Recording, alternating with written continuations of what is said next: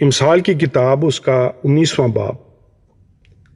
راست رو مسکین کج گو اور احمق سے بہتر ہے، یہ بھی اچھا نہیں کہ روح علم سے خالی رہے۔ جو چلنے میں جلد بازی کرتا ہے بھٹک جاتا ہے۔ آدمی کی حماقت اسے گمراہ کرتی ہے اور اس کا دل خداوند سے بیزار ہوتا ہے۔ دولت بہت سے دوست پیدا کرتی ہے، پر مسکین اپنے ہی دوست سے بیگانہ ہے۔ جھوٹا گواہ بے سزا نہ چھوٹے گا اور جھوٹ بولنے والا رہائی نہ پائے گا۔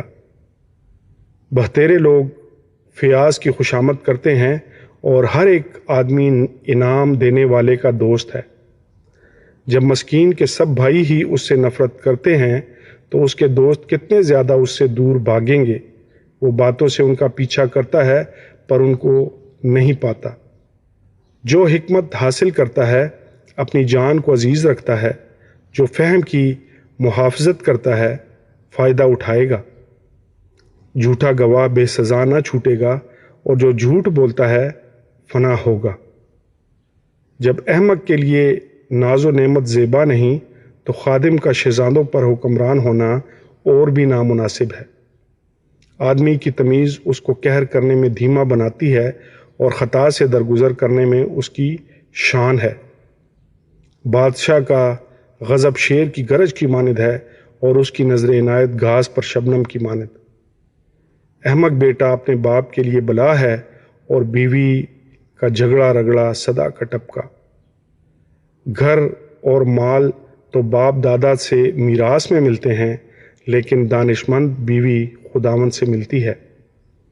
کاہلی نیند میں غرق کر دیتی ہے اور کاہل آدمی بھوکا رہے گا۔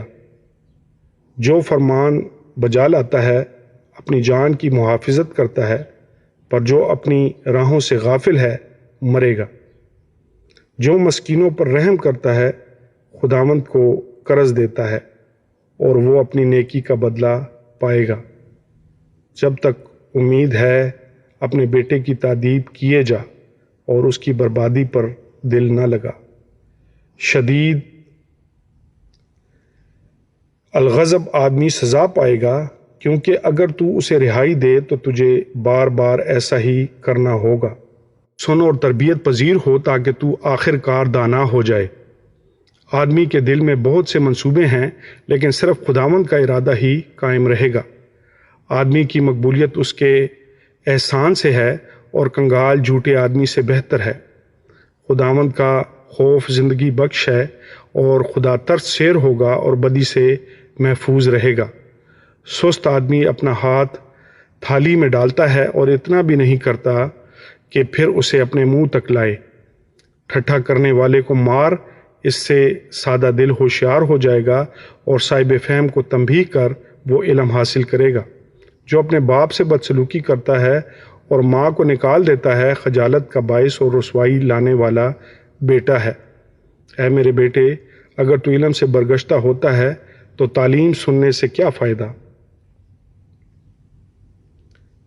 خبیث گواہ عدل پر ہنستا ہے اور شریر کا منہ بدی نکالتا رہتا ہے۔ ٹھٹھا کرنے والوں کے لیے سزائیں ٹھہرائی جاتی ہیں اور احمقوں کی پیٹھ کے لیے کوڑے ہیں۔ خداوند کے پاک کلام کے پڑھے اور سنے جانے پر اس کی خاص برکت ہو۔ خداوند کا شکر ہو، آمین۔